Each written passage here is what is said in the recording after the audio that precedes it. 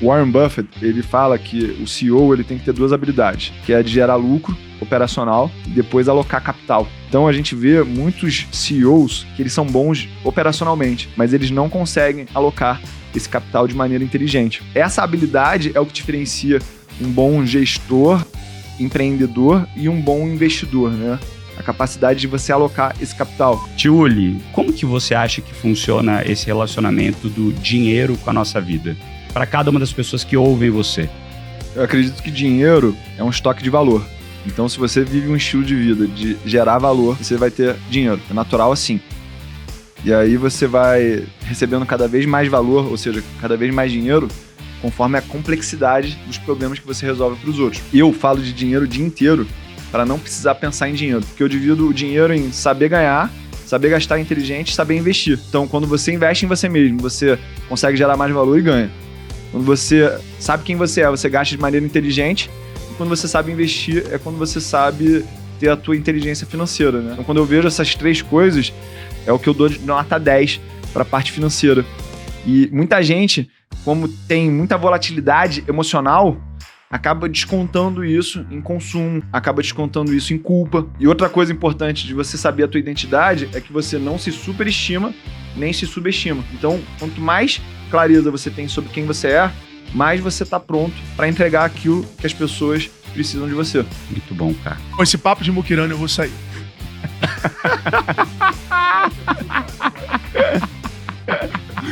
Temos um corte. E aí, turma, bem-vindo ao Extremos, o podcast aqui do G4 Educação. Meu nome é Alfredo Soares, sou cofundador aqui do G4 e nesse episódio eu tô junto com meu sócio, co-host Bruno Nardon, para falar com vocês sobre vida pessoal, alta performance, ideias de negócio, percepção, estratégia e tudo aquilo que faz a gente, como líder, se desenvolver cada dia e se tornar melhor para gerar mais valor para o nosso negócio e mais valor para a sociedade. E eu queria fazer uma provocação para você que é nosso ouvinte sobre desenvolvimento, sobre como atletas, influenciadores, empresários, como essas pessoas que estão sempre à frente do tempo, sempre liderando os principais negócios dos seus segmentos, crescendo acima da média, o que todas elas fazem e têm em comum é o desenvolvimento, é a obsessão por se desenvolver diariamente. E eu queria te apresentar um programa presencial de 3 dias com 50 empresários que acontece aqui em São Paulo, comigo, o Thales Gomes, o Bruno Nardon e mentores convidados, e a gente apresenta ferramentas, práticas e estratégias para você aplicar no seu negócio. Então, se você quer mais informação, é muito simples. Basta você apontar o telefone pro QR Code na tela, ou se você tá no celular, vai lá no link na descrição desse vídeo, desse episódio, para que você clique, faça a aplicação da sua empresa e o nosso time vai te direcionar da forma mais adequada possível para você poder participar do G4 Educação, Gestão e Estratégia, e tenho certeza que além de fazer muitos amigos, grandes negócios, você vai renovar a sua ambição e vai acessar um conhecimento aplicável para sua empresa. Te vejo aqui em São Paulo, te vejo no G4 Educação e agora, bora começar mais um Extremos.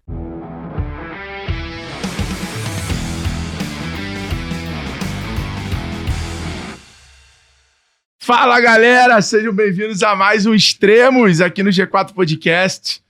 Meu nome é Alfredo Soares, sou host aqui nesse episódio, nesse programa aqui do G4 Podcast, chamado Extremos, que mostra aí todas as extremidades e os momentos mais extremos da jornada empreendedora. E comigo, meu querido quebra-telha, meu parceiro. Porra, tem que aguentar isso, né, Dodô? Fala, Dodô. Tamo junto demais. Acordou cedo hoje, hein? Porra, hoje o convidado fez a gente matinar, hein, rapaz? Que loucura, uma segunda-feira. Amém. Segunda-feira, após lançamento de Casa do Dragão 2, segunda temporada. Estamos aqui, o estúdio que sempre beirava 15 graus, hoje 42 graus. Que veio direto do Rio de Janeiro. Botaram a temperatura da terra natal do convidado. Nosso convidado trouxe esse calor lá de que casa, loucura, pô. Mano. Isso aqui tá com uma sauna. Tá nada, hoje. Pô. Tá de boa. Daqui a pouco eu de branco aí vou estar até com pizza ali, vai dar pra fechar... Esse episódio vai dar pra fechar merchan com a Domino's aí. Já vai dar pra fechar merchan com a Domino's. Rapaz, o convidado de hoje, não sei se tu sabe, mas ele é meu amigo de adolescência. Ah, não. É verdade. Conhecido de adolescência. Não é o Pedro Scooby. Que? O Pedro Scooby já veio. Já PP, veio, não. PPzinho. Pode ver, cara. Meus amigos estão vindo aqui no podcast. Que Mano. loucura, cara. Podem falar até que isso é conflito de interesse. Que eu tô usando o podcast pra rever minhas amizades. Ainda bem, né? Só Cobrar desse jeito dívida, você né? vê ele. O cara era meu conhecido ali, a gente era amigo ali na época de 17, 18 anos de idade ali. Ixi, fizeram muita balada junto na época que ele ainda Ele fazia não balada. saía muito, ele era Não, namorador, é, ele era namorador, namorador. foi emendando um namoro no outro, namoro no outro, Amém. adolescência toda. E, porra, o cara, eu encontrei ele num casamento do nosso amigo Gagui, Gagui! lá no Rio das Pedras, e ele tava começando essa história de produzir conteúdo. História boa. Começando essa história de produzir conteúdo de Instagram, a gente ficou ali trocando uma ideia sobre isso, falando sobre essa parada, como é que foi e tal. Na época eu também tinha, sei lá, tinha 200 mil seguidores, né? Mais ou menos. Acho que era bem menos a minha. Bem menos mesmo. Era, tipo... Porque era o primeiro ano do G4. 19. Foi Acho que ele 2019 foi ali. antes, pô. Isso. Acho que foi antes. Você começou, não foi não? Eu 18. comecei... O primeiro conteúdo 17. que eu fiz na internet foi no dia 5 de março de 2018. Ah, lá. É isso, pô, foi 19. É. Aí 19, ele já tava ali, se eu não me engano, na época ele tinha, tipo, 19 mil, 30 mil seguidores, ele tava naquela fase ali que parece que não anda, né? Essa fase parece que não anda. E aí depois, logo na sequência, se eu não me engano, ele tinha acabado de entrar naquele grupo lá do nosso amigo em comum. Cara, eu já tava saindo já daquele grupo. Naquela mas... época? É, já tava saindo daquele grupo, mas aprendi muita coisa ali. E eu me lembro que tu falava assim, cara, segunda-feira tu tem que falar disso, terça-feira tem que falar disso. É isso aí. Aí eu falava assim, cara, irmão, eu falo sempre que tenho vontade no dia, não tem muito planejamento não. Mas eu falava, tipo, pô, é igual um programa de TV, tu tem que Exato. criar seus programinha e tal, não sei o que lá. Caralho, animal. Senhoras e senhores, sem mais delongas, o convidado de hoje, diretamente do Rio de Janeiro, ele, que é um dos caras hoje que mais educa o brasileiro a investir em ações de forma leve, engraçada. Ele que já se raspou no meio de um lançamento. Tu lembra disso? Muito bom. Conforme ele ia vendendo, ele ia raspando. Muito bom. Tio Uli, seja Tamo muito junto, bem-vindo, Uli. irmão. Como é que você Bem-vindo, tá? meu querido. Satisfação. Prazer ter você aqui. E ele- Ulisses Dias. Ele chamou outra Pra quem não sabe o nome dele de verdade. Ulisses Dias. E ele chamou um amigo dele, um amigo nosso, que eu era até mais próximo do amigo dele, pra trabalhar com ele. Tá contigo até hoje, não tá? Pô, irmão, total, Pablito, Irmão de vida, Pablito aí. contemporâneo de universidade, né? Vocês ali, Universidade é muito bom. Zona Sul do Rio. Tchulia, primeira pergunta aqui, cara. Claro. Pô, acho que você não fala muito da tua vida pessoal ali. Você mais mostra do que fala da tua vida pessoal. Então é muito mais uma coisa do presente do que do passado que você mostra ali. Mas qual foi o maior extremo que você já enfrentou na vida? Cara, quem conhece um pouco a minha história, meu pai é muito bem sucedido financeiramente, empresarialmente. Quem aqui conhece a Ortobon, meu pai que fundou, é o sócio majoritário lá da empresa, junto com meus tios. E eu só conheci ele com 10 anos, né? Então, isso foi um grande presente que eu recebi na vida, porque apesar de ter esse acesso à parte financeira, eu só tive acesso a isso com 10 anos. Então, antes disso, devido a uma alienação parental lá que minha mãe e meu pai acabaram gerando em mim, pô, eu tinha que ir pra escola de ônibus, acordar 4h30 da manhã, só tinha um tênis pra usar na escola. Teve uma época que eu tive que morar lá em Teresópolis, que minha mãe não tinha dinheiro pra manter a gente no Rio de Janeiro, que nesse período aí meu pai dava um salário mínimo só de pensão pra ela.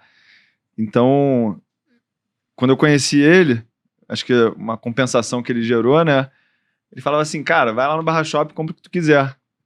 Mas ela literalmente mesmo, entendeu? Ficar 5, 6 horas assim comprando. Aí eu comprava as coisas pra vender na escola pra levantar um dinheiro.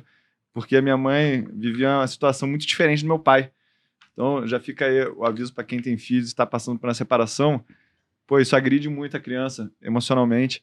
Então acho que foi um extremo pesado. E aí por isso que eu tive sempre acesso a amigos que não participam da classe social da patota, né? Como o pessoal gosta de falar. Então, meus amigos são pessoas que têm uma vida financeira muito abaixo da média, né? Mas ali que estão as verdadeiras amizades. Eu me lembro que o Pablito aí, que a gente estava comentando, que é o nosso amigo em comum, ele era a única pessoa que pegava o ônibus para ir lá para minha casa, que eu morava perto de Grumari, que era mais barato. E só na casa dele que eu conseguia comer sucrilhos. Isso que a gente tem 10 anos, né? Então tem muitos amigos da época de 6, 10 anos ali. Cachorrão, Pedro Duque, também tu conhece. Também era um parceiro, assim, da vida, gigante. E isso me levou a ter algumas experiências que pessoas que têm essa bagagem financeira aí da minha família não teriam, porque não se abririam para isso, né? E aí, quando eu tinha 21 anos, não sabia falar inglês, porque minha mãe e meu pai nunca falaram, pô, tem que fazer inglês, tem que estudar. Meu pai falava para eu não estudar, minha mãe também não. E aí eu fui para os Estados Unidos trabalhar lá de limpador de privada, porque eu não sabia falar inglês. Comecei do pior mesmo. Depois assistente de garçom. E, pô, foi muito boa essa experiência, porque ali eu tive a oportunidade de entender o que era a economia americana mesmo de verdade. E, pô, Estados Unidos eu recomendo todo mundo aí. Se puder trabalhar lá, trabalha, porque tu vai ver que se tu botar energia, tu vai ter oportunidade e tu vai crescer. E eu vejo que esse é o grande problema do Brasil, né? As pessoas, elas não têm acesso à oportunidade. Então tem muita gente querendo crescer e aqui tu vive uma realidade que, pô, eu quero trabalhar, mas não tem trabalho. Então, eu acho que esses extremos aí foram bons. E aí, da parte boa, né? Já fui pra fazer umas viagens maneiras também. Ibiza, ficar lá na maior Quando é que foi? Quantos anos você tinha quando virou essa questão financeira da tua vida? Então, cara, eu tinha ali para 10 para 11 anos. Aí, quando eu tinha 13 anos, meu pai falou assim, cara, não dá mais para lidar com a tua mãe. Minha mãe também estava passando por uns desafios emocionais dela. Aí ele falou assim, cara, eu vou começar a te dar o dinheiro aqui da escola, da comida, dos livros e tal. E aí foi o primeiro dinheiro que eu recebi na minha mão. E esse dinheiro era em dólar, né? Porque o ramo do colchão é petroquímico. Então, meu pai sempre ensinou a gente a pensar em dólar já. E aí foi quando teve a primeira maxi de valorização do real em 99. E aí eu falei, caraca, dobrou aqui o negócio. Por que dobrou? Aí eu fui atrás de mercado financeiro com essa idade. E aí que eu comecei a ter acesso a dinheiro e ver como é que as coisas aconteciam. Mas, pô, vivia numa escassez muito pesada, porque eu tinha muito medo de voltar para essa situação de ser muito duro. De não ter dinheiro mesmo para comer mesmo, nesse nível, assim, cortar a luz de casa, ficar 3, 4 dias sem sair de casa porque o oficial de justiça estava na porta querendo penhorar tudo. Não sei se vocês já viveram alguma coisa parecida, mas é meio bizarro isso. E aí, quando eu comecei a ter acesso a essa grana, eu falei assim, cara, eu nunca mais vou passar necessidade não, porque eu vou começar a multiplicar esse dinheiro. E foi aí que eu comecei a estudar muito. Desse meu lugar que eu morava lá, perto de Grumari, até a minha escola, era 1 hora de ônibus. Então eu comecei a ler muito. Era uma maneira de eu me conectar com meu pai também, que eu achava que ele só queria falar de negócios. Depois eu fui entender que estava muito errado nisso. E aí, pô, todos esses livros aí que a galera fala hoje em dia na internet para ler, eu tive a oportunidade de ler antes dos 15 anos. Era muito tímido também, tinha muita vergonha, era muito bicho do mato. Então li muito sobre oratória, comunicação. Eu não tinha coragem de chegar na mulher, né? Tinha muita vergonha mesmo. Daí eu criava um roteiro, que é muito parecido hoje com o que a gente faz no marketing digital, de gatilho mental, para chamar a atenção. Então meio que eu tive que amadurecer para esses temas que a gente hoje em dia trata com muita naturalidade, muito cedo. E aí, como tu falou, né? Chegou ali na época da zoação, da noitada. Pô, eu era muito focado em juntar dinheiro. Namorava, malhava, estudava e juntava dinheiro. Comprava carro. Carro tu comprava. Deu pra ver que ele malhava, né? Carro. Malhava, deu pra ver. Carro ele tinha uns carros maneiros. Né? Agora, deixa na época de... Cara, essa história é engraçada. Só antes disso, deixa eu pegar aqui um recorte. O teu pai e tua mãe foram casados. Sim. E você falou 2 filhos. Você falou que você conheceu o seu pai só com 10 anos? Exatamente. Eu não entendi isso. Pô, então... No dia que eu nasci, minha mãe ficou sabendo que meu pai teve uma filha fora do casamento, né? E aí ela... Foi o primeiro, tu era o mais velho? Não, primeiro o Alexandre, não sei se tu conhece. Conheço. Que trabalha no Ortobon. Aí minha mãe ficou sabendo disso, meio que estragou a relação deles. E minha mãe, gaúcha, eu sou gaúcho, né? Muito tinhosa. Meu pai também muito firme nas posições dele. E aí eles brigaram. E aí teve uma alienação parental. Tipo, não se via. Eu só sabia quem ele era por foto, né? Então... E você ficou 10 anos sem ver ele Aí mesmo. minha mãe falava assim, pô, teu pai é muito rico, é um absurdo a gente viver tão duro assim. E como eu não tinha acesso a isso, eu achava que era meio caô, entendeu? Eu não acreditava que seria possível, né?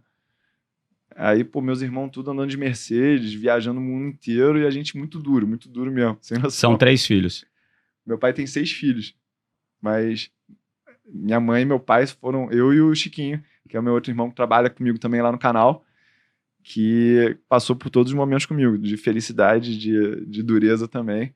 O Chiquinho é filho dele também? É, também. Mas veio depois de você? Não, ele é mais velho, 1 ano mais velho. Ah, então teve 2 mais velhos. É. Aí foi essa doideira aí. Que maluquice, cara. Que maluquice, irmão. Que maluquice. Não recomendo a ninguém que faça isso, porque... E era sua mãe que não poderia deixava ter dado muito ruim. não deixava teu pai te ver? Cara, hoje que eu tenho 38 anos, eu vejo que, assim, se tu é muito rico e a mulher pede uma pensão absurda e teve problema ali de relacionamento, traição, pô, fica uma cagada muito grande, né? Então, a história é muito complicada pra gente chegar a uma conclusão aqui, né? Complexo. Mas foi basicamente isso. Pô, tu querer uma pensão gigante, o cara não queria dar. E aí, assim, ó, então tu não vai ver meus filhos. É isso. Que loucura, cara. Esse talvez seja um dos maiores extremos que a gente já passou viu aqui, aqui. Aqui no podcast, cara. E depois eu vi esse padrão se repetindo, porque minha mãe se casou 4 vezes, meu pai 5. Então eu vi que aquilo que eu vivi se repetiu nas relações pra frente, né? E aí que eu tive mais clareza, mais velho, sobre isso. Hoje você tem uma relação com teu pai? Não, total. Pô, muito boa. Infelizmente meu pai teve 2 AVCs, né? Até vou contar depois um testemunho sobre isso. Mas eu tenho uma qualidade, é que eu não lembro das coisas ruins. Então, marketing digital, talvez a maior mentira que eu escutei é que era renda passiva. Pô, já passei muito perrengue no marketing digital, mas se eu olhar para trás agora foi só alegria. Então eu tenho esse viés natural no mercado também. Eu sei que isso é um problema, que eu sempre olho para o copo cheio, né? Felicidade, alegria, porque a vida é isso. Pô, a gente tá aqui saudável, com a nossa família, rindo. Então eu vejo que tudo encaminhou para que a gente esteja bem agora. Que irado. Porrada. Agora eu quero ouvir a história dos carros, pô. Não, falando... Ué, então, você levantou nessa a bola, história, eu quero aí, ouvir, pô. nessa história aí, eu ganhei meu primeiro carro com 14 anos. Porque meu pai falou assim, porra, não dá pra tu ficar pegando o ônibus lá no final do recreio pra escola. Aí deu um carro. 14 anos, deu um no milho. Aí depois, Pra você dirigir sozinho com 14 anos. Eu não sei se já prescreveu, tá ligado? Mas, pô, a galera, a gente bebia, dirigia, era, porra, muita responsabilidade, cara, muita A responsabilidade. gente passou por essa fase. Rio de Janeiro. Não recomendo que ninguém viva isso. Hoje eu fico pensando assim com muito temor, né? A lei seca foi um acerto. Foi acerto brabo, cara. E aí, quando eu fiz 18 anos, cara, meu pai falou assim, pô, vai lá na Água, que é a concessionária na Mercedes, né? Pega lá o que tu quiser, o melhor. Aí era tipo pegar hoje uma MG GT. Aí eu peguei o carro na faculdade, estudava no IBMEC, eu entrei no IBMEC com 16 anos. Aí tinha, assim, o carro mais sinistro da faculdade. Aí eu falei assim, cara, maneiro. Aí eu peguei e vendi o carro, botei no mercado, na bolsa, e voltei a dirigir Palio. E aí, por geral, ficou chocado. E aí, quando eu tinha 24 anos, eu terminei o meu primeiro namoro, fiquei solteiro pela primeira vez na vida mesmo. Aí eu comecei a falar assim, cara, ter um carro faz diferença no game. Aí, irmão, era só as carretas mais pesadas. Eu vivi uma época meio rei do camarote, né? Então tinha uma boate lá no Rio de Janeiro chamado Books. Porra, pegava o maior camarote da noite sempre. Aí vivi um tempo nessa pegada e comecei a atrair umas meninas que depois deu ruim, né? Aí quando tu toma a primeira porrada, eu já aprendi e aí depois acabei conhecendo minha esposa e deu tudo certo. Agora depois dá pra entrar um pouco mais nessa história, né? Essa história é pra outro episódio, é outro programa. Essa história é quando a gente entrar na televisão com uma área de fofocas. Aí a gente convida o Tio pra contar. O Rio de 1900... O Rio 2000, o nome do programa. Rio 2000. Furacão 2000. Aí bota embaixo Books, Baronete. 00. Boate Praia. Exatamente. Bar do Copa. Bota a boate assim e laque de história. Irmão, me conta o seguinte. Agora, no mercado, nas operações, qual foi a operação mais extrema que você já fez? E aí eu queria saber dos dois, igual a gente perguntou pro Charles quando ele veio aqui.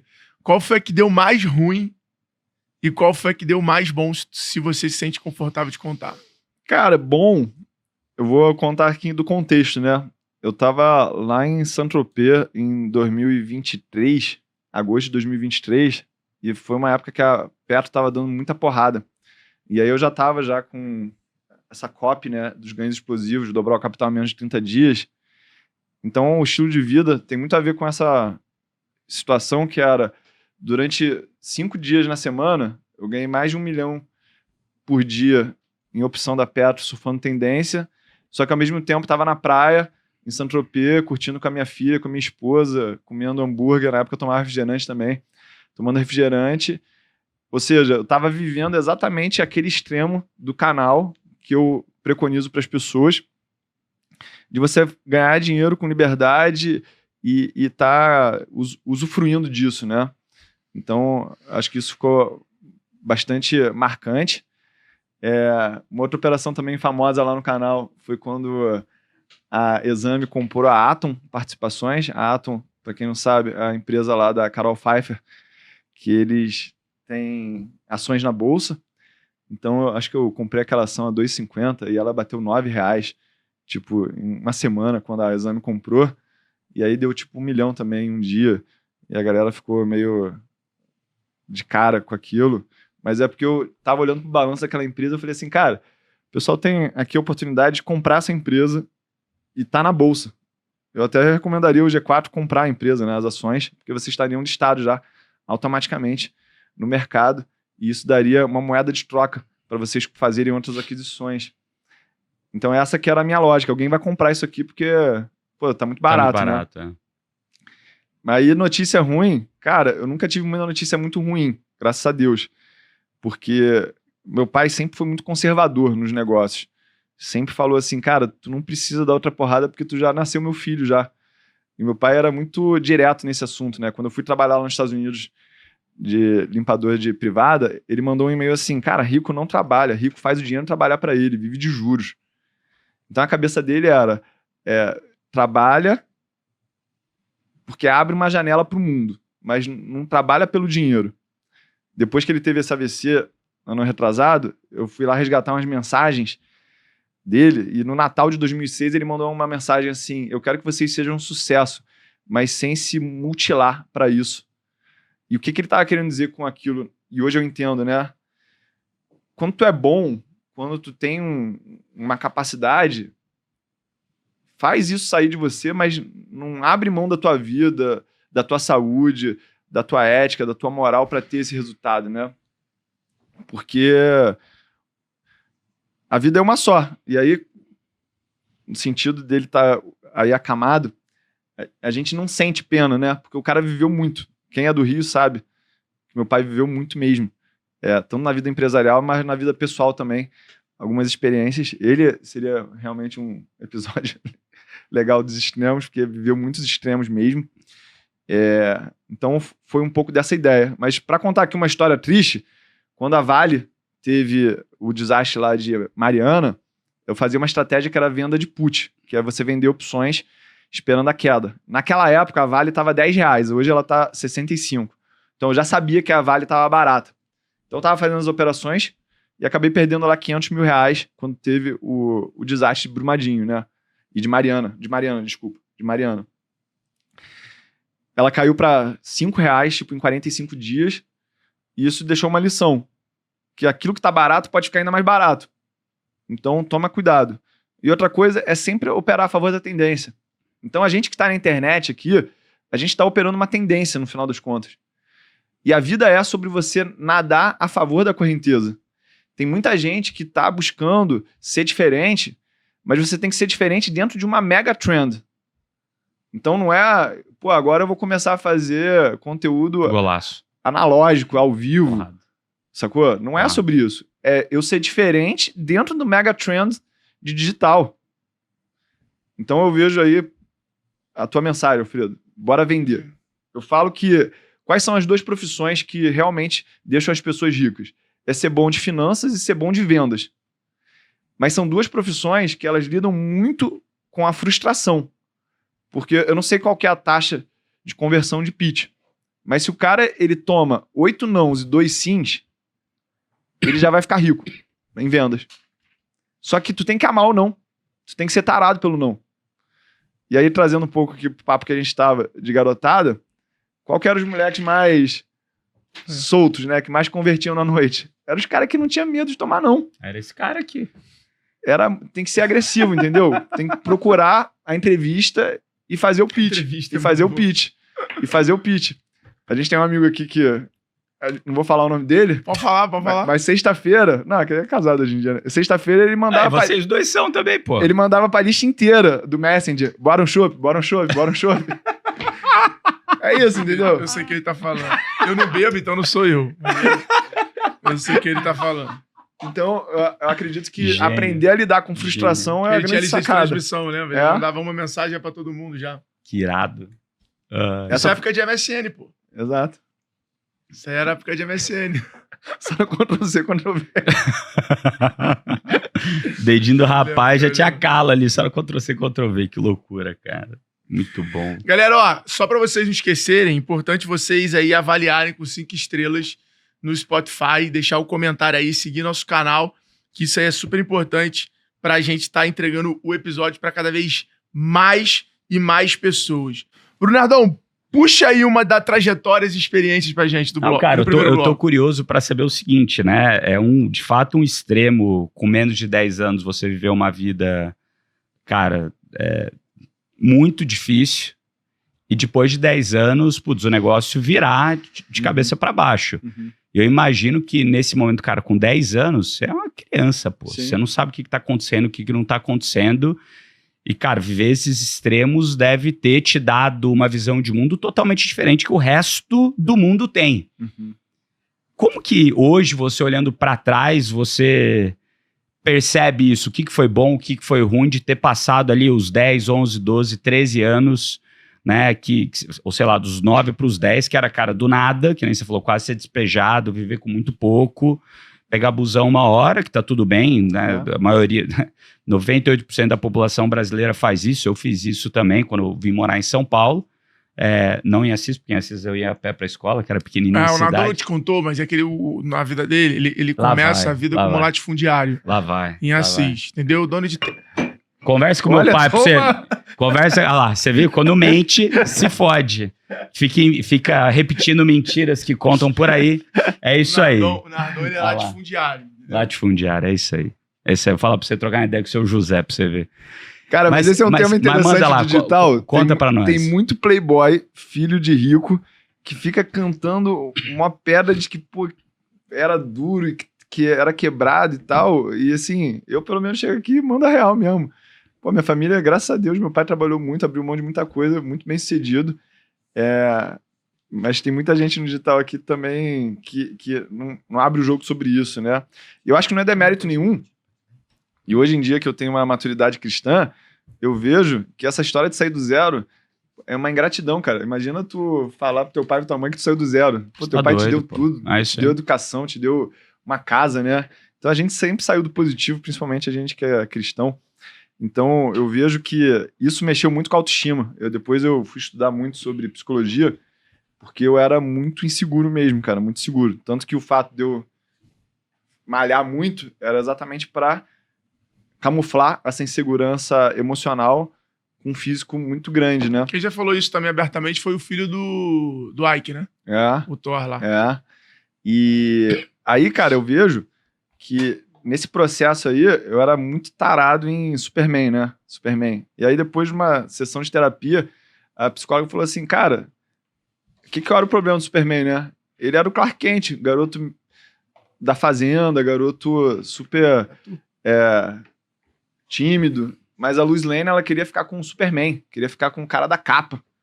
E eu passei um pouco por essa crise, quando eu tava lá na época do Rei do Camarote, né?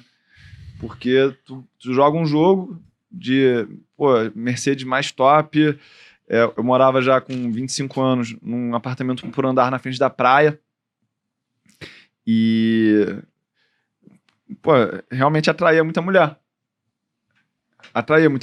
Mas será que era a mulher que eu queria? E depois eu vi que não, né?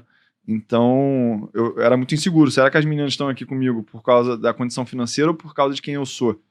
E isso gerou aí um conflito de identidade. Então, hoje em dia, quando eu vejo o Marçal falar na internet, né? O segredo está na identidade. O segredo está na identidade conectando um pouco o que a gente falou com vendas, né? Para tu ser um bom vendedor, você tem que saber quem você é. Porque você vai tomar tanto não, tanta negação, que se você não souber quem você é, tu vai ficar duvidando da tua identidade. E aí, depois que eu fui estudar um pouco mais sobre a Bíblia, eu entendi que as pessoas estão questionando a identidade de Jesus até hoje. Tu acha que elas não vão questionar a tua identidade? Então, tu tem que saber que tu é filho do Pai, Criador, na presença dele, e é aí que eu me protejo, né? Muito bom, muito bom. Você quer ir? Não, pode ir. Pode ir. E, cara, você contou ali que nesse momento ali, 12, 13 anos, que você lia muito livro sobre negócios para se conectar com seu pai de alguma maneira. E, de fato, você leu muitos dos livros que todo mundo lê hoje em dia, antes dos 15 anos, né? Que nem você falou. Como que foi essa passagem para ir para o mercado financeiro? Quando você foi para a IBMEC, você já foi estudar economia, administração? Como que foi essa tua escolha? Pô, quero ir para o mercado financeiro. O que foi a chavinha ali que virou na tua cabeça? Cara, eu fiz uma conta que se eu ganhasse 130% do CDI em cima de um capital, eu não ia ter salário de executivo de multinacional que ia pagar isso. E aí eu já comecei a focar no mercado financeiro. Eu fui o primeiro da minha família a investir no mercado. Meu pai tinha muita... Mas isso com que idade? Com 16 anos. O meu pai já era muito de imóvel, né? Português, era tudo... Pô, todo o dinheiro que eu tenho eu vou botar em imóvel porque eu não sei o que fazer com dinheiro. Mas acertou também. Acertou. Curou, Acertou. Curou, pegou a barra quando não era nada. Pavimentou a barra. Exato. E ali naquele processo, cara, as primeiras ações que eu comprei já foi assim... Itaú, Bradesco, Vale, Fosfértil, Coteminas e VCP, que é a atual Suzano Papel e Celulose hoje. E a lógica era simples, pegar empresas de alto retorno sobre patrimônio líquido, pouco endividadas, com regularidade de resultados. Mas eu não comecei a investir na renda variável com ações, né? Eu caí no golpe que eu, hoje em dia, bato muito na tecla que eu comprei um fundo de ações da agência do meu banco, que era o Frank que me vendeu. Agradeço até hoje o Frank por ter me vendido aquele fundo de taxa de administração de 3%, porque 6 meses depois eu entendi que aquela conta não ia dar para eu vencer nela. E eu tinha que aprender a escolher as minhas próprias ações. E eu comecei a investir no mercado. Aí eu tive a sorte também de querer empreender, abrir um restaurante chamado Banana Jack lá no Rio. E aí o negócio faliu. Ou seja, aquilo me direcionou para o mercado. Então, isso aqui é uma lição também, que quando algumas portas se fecham na tua vida, isso tudo está te levando para um lugar. Para outras portas. Para outras portas, né? E o importante é tu não desistir. E aí, nesse processo de investir em ações, eu comecei a ficar muito entusiasmado pelo assunto. E aí teve o fatídico o dia, né? Em 2006, que eu almocei com o Warren Buffett pessoalmente. E ali foi a chancelagem mesmo, assim, não sei se existe essa palavra, mas onde ficou marcado na minha cabeça que eu queria me tornar investidor profissional, né? Como que você conseguiu esse almoço com ele? Então, foi a primeira turma do IBMEC primeira turma internacional que ele recebeu no escritório dele. Eu era da turma lá do filho do dono da Globo, da filha do dono da Ambev também, e aí eles conseguiram esse contato. Uma turma fraca, né? Turma fraca, né? Turminha mais ou menos. O cara tinha secretário, né? Foi da faculdade já, particular. E aí teve essa oportunidade. E eu me lembro que nesse dia aí o Warren Buffett falou lá pra gente: os mais inteligentes dessa turma vão ser os primeiros a quebrar, porque vocês confiam demais nos modelos matemáticos e mercado é sobre emoções. E muito do que o Warren Buffett falava tinha muita relação com a visão de negócios do meu pai. Meu pai, só pra vocês terem noção, como é que nasceu o Ortobon, né? No dia que meu avô morreu, meu pai não tinha dinheiro pra fazer o enterro dele. Aí meu pai pegou um dinheiro emprestado com dono de um bar lá da cidade dele, de São Paulo, pegou, comprou em cama e dobrou o dinheiro em um dia. Aí o cara falou assim: cara, se foi fácil vender a cama, por que tu não faz o colchão? As pessoas têm que trocar. E aí os 4 primeiros anos aí da empresa, não tinha dinheiro para botar teto. Ou seja, foi muito na raça mesmo. Não sabia nada de contabilidade. Aí ele fala assim: Cara, eu não sabia de contabilidade, mas eu sabia que eu tinha um caminhão no primeiro ano e no segundo ano eu tinha 2 caminhões. Era muito prático. E a filosofia de negócios do meu pai era o seguinte: tudo que eu sei é que nada sei. Muito socrático mesmo. Aí toda decisão que ele tomava, ele anotava num caderno. E ele não repetia o mesmo erro 2 vezes. E ele só precisava continuar vivo mais um dia no negócio. Vivo. Então não podia quebrar, por isso ser muito conservador e não repetir os erros. E com isso a empresa ia se auto-aprimorando, né? Confiava muito nas pessoas, em termos de, olha, eu não sei de nada, mas pô, eu tenho aqui o Nardon que sabe. Então eu vou dar confiança nele, capacidade de ler as pessoas de maneira muito absurda. Tanto que eu chegava com as mulheres lá em casa, ele falava assim, pô, essa aí não vai dar certo não, cara. Aí eu insistia, porque era muito... um visual muito bom, né? Aí ele falou assim, ó, a beleza tem seu preço. Ele falava isso aí, a beleza tem um preço. Então, polia muito as pessoas e tudo isso na vida ele passava pra gente, né? Essas sabedorias aí naturais. E eu fico impressionado, vocês devem ter aqui contato com muitas pessoas assim, que tu vai estudando, tu foi em Harvard agora, né? Os modelos, os estudos acadêmicos, e os caras faziam a mesma coisa, mas sem ter noção. Mas chegavam nas mesmas conclusões, né? Empiricamente, chegava na mesma conclusão. Quando eu tinha 20 anos ali, eu lia muito Schopenhauer, que hoje também virou moda de novo. E o Schopenhauer, ele era filho de um cara muito rico, né? E ele falava sobre o filósofo natural, que é a pessoa que chega às conclusões filosóficas de maneira natural, porque ela para refletir. E isso era uma coisa que meu pai também me ensinava muito, né? Se tu trabalhar muito, tu não vai ter tempo para refletir. E de 40 anos até os 70 anos dele, ele trabalhava 2, 3 horas por dia só. E empoderava muitas pessoas. Ele tinha uma frase que o trabalho do bom gestor é fazer com que as pessoas que trabalham para ele trabalhem menos ainda. Então a gente, às vezes, fica numa escassez de pô, tu trabalha para mim, irmão, tu não pode estar desocupado, tu tem que estar ralando e tal. A mentalidade do meu pai era o seguinte, não, se tu trabalha para mim, eu vou te ajudar a trabalhar cada vez menos, para que tu seja muito produtivo, né? Que irado, cara. Que porrada. Agora aqui, me conta do digital na tua vida. O que foi que você viu na internet? E como é que surgiu essa coisa de, puta, eu vou falar de investimento, já vi tu falando também de marketing digital. Como é que surgiu a internet na vida do tio Uli? Porque eu, pô, te conheço e você era o cara que não tinha Orkut, não tinha Instagram, era meio que o cara analógico ali que não tinha nada e tal. Como é que foi essa virada? Quando aconteceu? Se tu lembra do momento, assim, do dia? Qual foi o sentimento que você teve quando você viu e acreditou? Eu já vi tu falando um pouco sobre isso, até andando na praia. Tu fazendo uma reflexão andando na praia sobre esse assunto.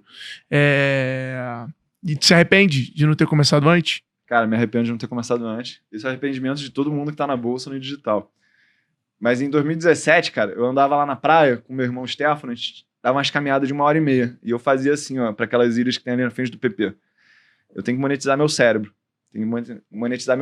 Porque eu tinha a crença que dinheiro vinha de ativos, né? Aí eu falava pra ele, pô, cara, conheço 50 países, estudei pra caramba, já li muito livro, como é que a gente não monetiza o nosso cérebro, né? E comecei a falar, vou monetizar meu cérebro. Aí, começa a atrair as coisas. E aí no dia 5 de março de 2018, eu fiz uma live com um professor meu chamado Fábio Figueiredo. Ele que te chamou? Me chamou, porque eu era do tipo que eu fazia a pergunta e eu mesmo respondia dentro do grupo do WhatsApp. Ele falou assim, cara, vamos lá que a galera precisa saber como é que tu olha o mercado. E aquela live durou 1h20. E lá na minha casa, a gente mora tudo no mesmo prédio, né? Meu pai comprou um andar para cada filho e ele mora na cobertura. Aí eu subi na casa dele e falei assim, pai, obrigado por você ter dado tempo para eu fazer aquilo que eu queria. Porque isso também foi uma liberdade que ele deu, que é muito difícil como pai. Tu vê a pessoa não seguindo o caminho natural, né? Eu só cuidava do meu dinheiro. E aí, nesse processo, a partir disso, eu comecei a fazer vídeo todo dia. E não parei mais. Nesses últimos 6 anos e meio, eu já fiz mais de 50 mil stories, nunca deixei de fazer um dia conteúdo e nunca mais fiquei doente. Tava até falando aqui com os meninos aqui da produção. Parece que o teu sistema imunológico, tu vai botando pra fora e não fica empossado, né? As coisas. Aí fiz 206 vídeos no YouTube seguidos, tinha 3, 4 views cada vídeo, e era meu mesmo, vendo se estava alguma coisa errada com o som, porque não tinha audiência. Aí teve um dia que esse meu professor falou assim, cara, a gente tem uma base aqui de 12 mil alunos na Messing, que era a maior, na época, empresa de agente autônomo, assessor de investimentos do Brasil. Porrada. A gente precisa fazer um curso de análise fundamentalista aqui. Tu pode vir fazer pra gente? Aí eu falei, pô, posso. E aí ele falou assim, cara, então toda quinta-feira tu vai fazer uma aula. Aí a primeira aula que eu fui fazer, eu fiz sobre a São Paulo Alpargatas, que era Havaianas. Eu fiz um vídeo de 5 horas. Porque eu falei assim, cara, eu vou fazer aqui o que eu faço para analisar as empresas. O que eu faço? Eu vejo o que o cara falou nos últimos 4 anos de relatório, vejo o que ele tá fazendo hoje e vejo o que ele tá falando que vai fazer pros próximos 2, 3 anos. Só que isso demorou 5 horas. Aí o cara fechou o vídeo, botou não listado. Eu falei, caraca, o cara calou a minha boca. Fiquei revoltado. Não entendia a história do digital, que tu nunca pode acabar a história. Tu tem que deixar sempre um looping para a próxima aula. Aí eu conheci uma pessoa na internet que falou para mim que marketing digital poderia ser renda passiva. Eu acreditei nessa história. E aí essa pessoa me ensinou técnicas de monetização na internet. É uma das pessoas mais inteligentes que eu conheço, mas mais instáveis também. Mas é bizarro, muito inteligente. Mas ele, assim, é uma pessoa que não dá pra conviver junto, né? É uma pessoa muito instável, mas eu tenho muito carinho por ele, pelo tudo que ele me ensinou. E aí, nesse processo, eu abri um dia a caixinha de pergunta deitado lá na minha sala. A pessoa perguntou. Aí, no dia seguinte, eu abri perguntando, quer perguntar sobre investimentos? E a galera perguntou. E aí, comecei a fazer conteúdo. E, de maneira quase que empírica, né? Eu começava a abrir os grupos do WhatsApp e botando a galera dentro do grupo do WhatsApp. E como eu tinha lido já Como Fazer Amigos e Influenciar Pessoas umas 5 vezes, eu falava assim, esse vídeo aqui é pro Bruno, esse aqui é pro Alfredo, esse aqui é pro André. Falava o nome de todo mundo do grupo. Enchi 25 grupos assim. Aí teve um dia que eu falei, cara, eu vou abrir o curso. Porque essa pessoa falava assim, cara, tu tem que abrir o teu curso. Aí abri o curso, vendi lá em 2 dias R$1.800.000, sem nunca ter editado um vídeo, sem nunca ter feito um roteiro, sem nunca ter feito nada. Só falava o que vinha na minha cabeça. E aí fechei o carrinho, que eu nem sabia que era carrinho, né? Bolado. Falei, caraca, como é que eu vou atender essas pessoas? Porque eu fazia o conteúdo, atendia as pessoas e não tinha uma aula gravada. Eu só falei assim, a partir de terça-feira agora, toda terça-feira às 8 horas da noite, a gente vai ter uma aula que eu vou dar um MBA de 52 semanas para vocês. E foi isso que eu entreguei no meu primeiro treinamento. Tem muita gente que até hoje fala, porra, aquilo lá foi muito bizarro que tu fez, porque foi o melhor treinamento que eu tive. Aí depois eu fui aprimorando as técnicas de treinamento, porque no começo tu acha que tu tem que dar muita aula, muitas horas. Hoje em dia eu já tenho maturidade para entender que se eu pudesse resolver o teu problema em meia hora, é melhor do que se eu fizer em 3 horas. E aí nesse processo, a gente chegou aí já a 41 mil alunos. Caramba, é aluno, hein? Tive muita sorte de encontrar muitas pessoas que me ajudaram muito. Pablo Marçal, Wendel Carvalho, Sobral. Muita sorte mesmo dessas pessoas me acolherem, né? E me darem muita moral mesmo. Principalmente o Wendel e o Marçal. Pô, os caras, assim, cuidaram de mim com muito carinho. Vários episódios. Vocês aqui agora também, eu me sinto muito feliz de estar tendo a oportunidade. Thales também, pô, várias vezes mencionando no perfil dele. O Thales já trabalhou lá com meu pai, né? O Thales é super grato ao seu pai, a você, sempre fala. Pô, teve um dia que eu vi um vídeo dele falando, assim, super pô, chorei pra caramba, porque meu pai já tava com AVC, né? E, pô, ver o Thales, que é uma referência, falando do meu pai, com carinho, só mostra a humildade dele e assim, como que ele merece tudo mesmo que vocês têm aqui, porque vocês entregam muito. Os skills lá, a galera da minha empresa, todo mundo vê quando vocês liberam. Muito valor que vocês geram, vocês são referência em termos de vanguarda do que fazer comercialmente, né? Quando o cara é assim, né? O cara só tá usando grátis. Não contado, o cara só usa quando libera. Vem do varejo, meu amigo, vem do varejo. Amigo, e porra, não contrato. Hoje na Bíblia, o profeta sem honra, tu não é valorizado. Hoje tu vai assinar essa porra de sair daqui, meu irmão, caralho. Mas acho que a história mais bizarra que eu tenho na internet, cara, foi que quando eu fiz a venda do meu Close Friends, eu não sabia o que era Hotmart, não sabia o que era nada. Eu escrevi assim num papel o meu banco, agência, conta, CPF, meu nome. E falei pro pessoal depositar na minha conta o dinheiro. Eu lembro disso. E a galera, irmão, depositando, saiu do ar o meu aplicativo. Do banco? Do banco. Aí irmão, foi aí que, assim, cobra cega mesmo, vendendo, como, sem saber se tava dando resultado ou não. Que loucura. Cheguei no dia seguinte no banco, 13 folhas, frente e verso, de gente que tinha depositado Eu dinheiro. lembro tu postando isso. Doideira. Aí eu falei assim, e agora, como é que eu vou conferir quem pagou ou não? E quem que é o Et no Instagram? Aí eu me lembrei, quando eu trabalhava lá nos Estados Unidos como ajudante de garçom, a margem era de 25 vezes, o cara não controlava. Então a gente fazia festa lá, bebia vodka pra caramba do bar e não controlava. Eu falei, cara, eu não tenho que controlar. Quem falar que pagou, eu vou botar pra dentro, porque eu quero a prova social agora. Eu não tava pegado ao dinheiro, né? E aí uma outra coisa marcante foi que na minha despedida de solteiro, a gente foi lá pra Vail, que foi o lugar onde eu trabalhei como garçom, limpador de privada. Pô, mas aluguei já uma mansão gigante, play, demais. Paguei pra todos os meus amigos. E aí o Pablito falou assim, pô, quero ver se esse negócio de internet é bom mesmo. Quero ver tu ganhar dinheiro a gente aqui na tua despedida de solteiro. Aí a gente fez um mini lançamento do Close Friends. Aí fiz 160 mil lá, curtindo com meus amigos. Pô, aí eu tava no auge, né? Gigante, todos meus amigos lá curtindo pra caramba, fazendo dinheiro, dando aula. E assim, outro erro que eu vi que eu cometi na minha jornada é que eu queria dar de graça no começo pra todo mundo. E eu não entendia que a pessoa ela tem que chegar junto com alguma coisa pra ela valorizar. Tanto que quando a gente dá acesso para um treinamento pra pessoa, ela não vê. Então, quando a pessoa ela paga, ela chega junto com alguma coisa, ela valoriza. E isso é muito importante pra transformação dela.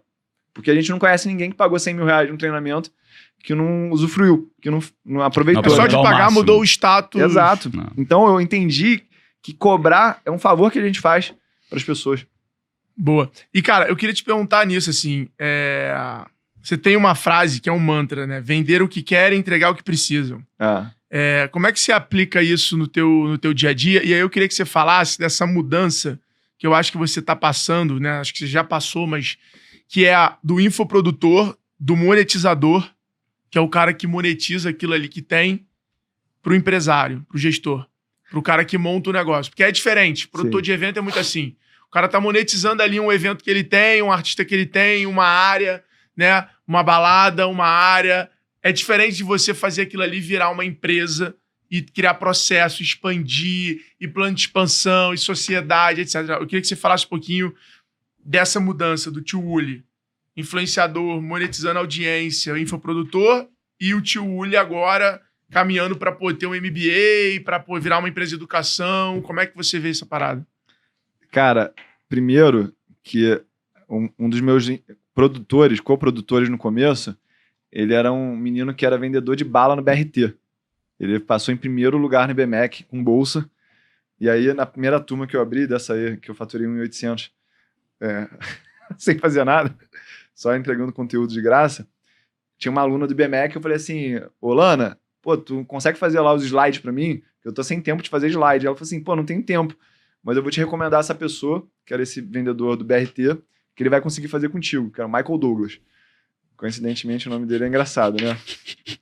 Michael Douglas total entrega. A gente chegou a fazer uns 10 milhões em vendas juntos, né?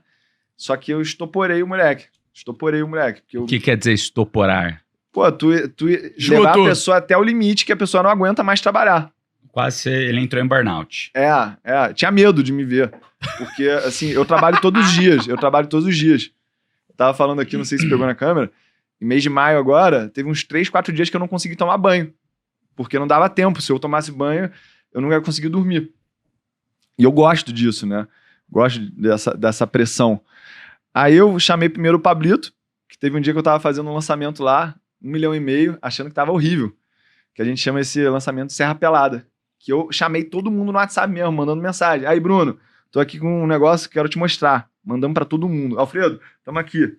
Aí ele chegou um dia lá e falou assim, cara, deixa eu te ajudar a responder esses WhatsApp. E aí ele começou a trabalhar comigo, veio pandemia, a gente formalizou nosso relacionamento dele trabalhar comigo. Eu não tenho sócio na empresa, só sou eu. E aí depois, num outro lançamento, o meu irmão Cris tava lá também vendendo 1.400.000, achando que tava ruim pra caramba e não tinha conexão com pessoas. É tipo vocês falarem assim, pô, faturamos 100 milhões só esse ano. Eu vou falar assim, cara, que isso, irmão? Mas para a ambição de vocês, talvez não seja bom, né? E as pessoas não têm essa sensibilidade de entender que o teu potencial, o que você vê, às vezes faturar um X é ruim, né? Aí meu irmão falou assim, cara, eu vou te ajudar a fazer essa live aqui. A gente vendeu 350 mil numa live, onde ele ficou botando PPS, pergunta persuasiva, né, atrás, e eu descendo o marrete ali, pô, fazendo uma live de 3 horas, espumava, batia, dava soco, muita senoide mesmo de bioquímica na audiência. E aí eu falei assim, cara, tu vai precisar trabalhar comigo. E como eu passo muito tempo trabalhando, eu cheguei à conclusão filosófica que eu prefiro estar com as pessoas que eu amo no trabalho e esperar elas se capacitarem do que contratar currículo de pessoas que às vezes eu não aguento, né? Então, tá o meu irmão, meu melhor amigo lá. O pessoal zoa muito nos grupos que eu tenho de marketing digital. Porra, tu tem tua família trabalhando contigo. Aí eu falo assim, ó, Hugo e Érico, família. Mairo e Sobral e Priscila, família. Vocês devem ter relação de família. Porque é tão frustrante digital, as coisas, quando não dá certo, que se for pelo dinheiro, a galera não fica junto. Então tu tem que ter um propósito por trás ali de fazer isso. E aos poucos a gente tem... Eu consertaria, eu acho assim... Eu acho que eu daria uma outra perspectiva. Eu acho que é porque o digital ele é tão intenso que acaba que a vida pessoal e a vida profissional, elas se misturam muito. Então, se você não conseguir criar essa plataforma, essa convivência, esse ambiente, você tende realmente a ficar... a ter uma dificuldade muito grande. Agora, só quer falar disso. Eu vou dar uma outra perspectiva. O que não é? Eu acho que não é, cara. Eu acho que o cara... Não. O cara é dono de uma loja de autopeças. Porra, o cara acorda, vai lá pra loja de autopeça, trabalha, sai de lá. A vida que ele leva não tem nada a ver com a loja dele lá em Caxias, lá em Bom Sucesso, que ele trabalha, entendeu? Depende. Depende, cara. Depende mas aí depende de tudo, pô. Então, mas exatamente eu tô falando isso, tô falando que a gente tem vários amigos... que você quer colocar no negócio, mas não é velocidade do negócio, eu tô falando que sim, pô. Eu estou falando que é diferente, pô. A nossa vida é marketing, ele pegar, alugar a porra de um carrão, ele pegar e comprar uma parada legal, ele tá no lugar X, Y e tal. Faz parte do negócio, ele vive o negócio. O cara dono de uma loja de autopeça, lá em Caxias, que fatura 5 milhões por mês, que a gente tem alguns amigos dono disso, o cara acorda na Barra, no Golden Green, entra na porra de um carro blindado, vai 1 hora de carro pra porra de Caxias, fica lá praticamente controlando uma galera de nível baixo, cuidando do estoque, cuidando do negócio, assinando coisa, pagando coisa e comprando ali, a loja funcionando embaixo, o cara entra no carro, volta pra Barra, vai malhar na Bodytech, vai viver uma vida que não tem nada a ver com o trabalho dele. E o que ele vive, ele não leva nada pro trabalho dele. Então é diferente. O nosso caso é completamente digital, ele exige que você se torne produto. Ouve aqui. E a tua vida se torna parte do produto. Agora, a minha principal linha de editorial é um episódio sobre a minha filha. Eu ensinando a minha filha a investir, que é a carteira da Olivia, né? 158 semanas já seguidas falando desse assunto. Eu queria muito fazer conteúdo sem camisa. Aí o pessoal do meu time, cara, tu tem que botar camisa, o pessoal não aguenta mais ver o teu pelo cabeludo. Mas eu faço ali da minha casa mesmo. A minha esposa que limita a quantidade do que eu abro da minha vida. Porque se deixasse, eu vivia Big Brother mesmo. Eu não tenho limitação nenhuma de compartilhar tudo. Agora, só colocando um ponto sobre o que você falou. Se esse teu brother que você conhece da Barra, sei lá de onde, que tem essa mecânica, essa loja de autopeça, não quisesse ter só uma, quisesse ter 200, ele ia viver a vida dele, o business. Daí é uma questão diferente. É uma questão sobre, cara, quem se acomoda e quem quer fazer o negócio intensamente. Você tem gente no digital que se acomoda, faz um pouquinho e tal, e beleza. Agora, e quem de fato vira relevante, como Tio Uli, entre vários outros, o cara vive aquilo, assim como qualquer negócio. Sim, mas o cara que vive e vira algo relevante de verdade, o nego tá vivendo o business, pô. Não, mas não é questão de ver o business. O cara da loja lá do negócio passa o dia inteiro no telefone. A gente tava na balada e o cara tava no telefone mandando mensagem, porque a peça tá chegando, o carro, não sei o que lá, a loja tá pegando fogo, estão tentando roubar e o funcionário... É diferente. O business do cara tá muito distante do estilo de vida dele. É só isso que eu tô falando. No Beleza. nosso caso, é tipo, mais eu fui pra fácil. Nova York agora, no Dia das Mães com a minha esposa. Eu tinha que acordar 1h30 antes da minha esposa, da minha filha, pra fazer a minha demanda. E durante o dia ali, pô, tu não pode ficar sem compartilhar o que tu tá vivendo ali no teu dia a dia, né? Ano passado até vocês estavam lá em Nova York, na mesma época que eu. A gente tava agora também. E assim, tu tem que compartilhar isso. Eu não vejo um problema nisso, mas tem gente que acha que é um problema. Tanto que quando as pessoas me encontram pessoalmente, elas falam assim, pô, seria muita decepção de achar que você não é a mesma pessoa da internet. E veem que eu sou a mesma pessoa. Por quê? Porque não dá pra fazer personagem. Quem faz personagem fica doente mental. Eu vejo assim, né? E falando aí, pra não ficar sem a tua resposta, eu faço no Instagram uma comunicação mais leve e no YouTube eu faço professor mesmo de mestrado em MBA, para quem quer conteúdo de finanças. Então, essa história de vender o que as pessoas querem é vender preguiça, facilidade, tranquilidade. Mas quando o cara entra no meu treinamento, eu não abro mão de passar os fundamentos, os princípios, os conceitos do que ele precisa saber, porque é o meu nome. Uma das maiores felicidades que eu já tive nessa minha trajetória no digital foi gente falar que botou no currículo que era meu aluno. Que irado. Para trabalhar no mercado financeiro. E as pessoas respeitam mesmo, porque quem consome o meu treinamento vê que eu boto lá o que eu aprendi no meu mestrado, no meu MBA. Tenho mais de 10 doutores dando aula, CFAs. Ou seja, o nível é um nível absurdo mesmo. Por quê? Porque, graças a Deus, eu tenho os contatos, as pessoas me têm como querido, então elas querem compartilhar lá o melhor e a pessoa ela vai se apaixonar porque eu sou realmente apaixonado pelo meu assunto. Esse é o motivo pelo qual eu faço conteúdo na rede social. Os meus amigos não aguentavam mais escutar eu falar de investimentos de finanças, se deixar eu falo só disso. Agora, finanças, marketing digital e Bíblia. Porque quando eu gosto de um assunto, eu falo desse assunto o tempo todo. Você já falou quanto você faturou no último ano? É um número público ou tu... Não, mas 12 milhões. Normal, com quantas pessoas? Cara, eu só lido com meu irmão e com o Pablito. Eles dão um jeito de fazer o que eles têm que fazer. E aí eles tiram da comissão deles, entendeu? Por que eu não tenho sócio? Porque eu tenho um apetite para investir que eu não quero ficar falando, acho que não vai dar certo e tal. Eu falo assim, cara, vamos botar. E boto dinheiro, graças a Deus a gente nunca perdeu. E a gente está trabalhando cada vez mais para botar mais dinheiro, né? Porque esse, para mim, é o maior gargalo. Não consigo botar mais que 600 mil ali num lançamento. Tem que trazer a linguagem mais para um nível de consciência boca de funil.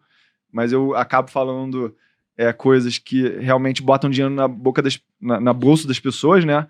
E tem muita gente na ilusão que tu vai ganhar dinheiro fazendo coisa, desculpa aqui falar, idiota, né? Sim. O dinheiro não vai entrar fácil no teu bolso. Pode ser fácil, mas depois que tu aprende. Perfeito. Galera, aproveitando aqui, queria saber de vocês que estão ouvindo aí a gente. Vai lá no Spotify, se você está ouvindo no Spotify, no seu celular, abre a caixinha de perguntas que a gente tem lá e responde pra gente qual foi o maior desafio financeiro que você já enfrentou. Manda aí pra gente conhecer um pouquinho mais de quem tá ouvindo a gente aí do outro lado. Bora? Bora, puxa essa aqui, ó. Essa aqui tá muito boa. Bom, aproveitando, cara, como que funciona esse relacionamento de dinheiro com a nossa vida? As pessoas enxergam... Que loucura, cara. Que loucura essa pergunta. Por quê? Você leu ela? Li, pô. Então faz ela você.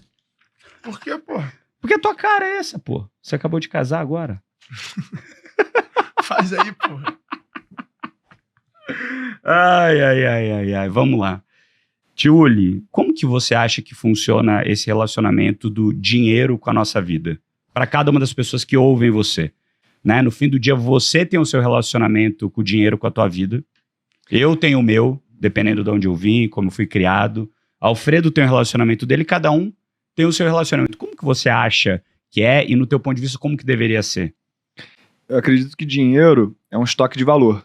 Então, se você vive um estilo de vida de gerar valor, você vai ter dinheiro. É natural assim. E aí você vai recebendo cada vez mais valor, ou seja, cada vez mais dinheiro, conforme a complexidade dos problemas que você resolve para os outros. Eu falo de dinheiro o dia inteiro para não precisar pensar em dinheiro.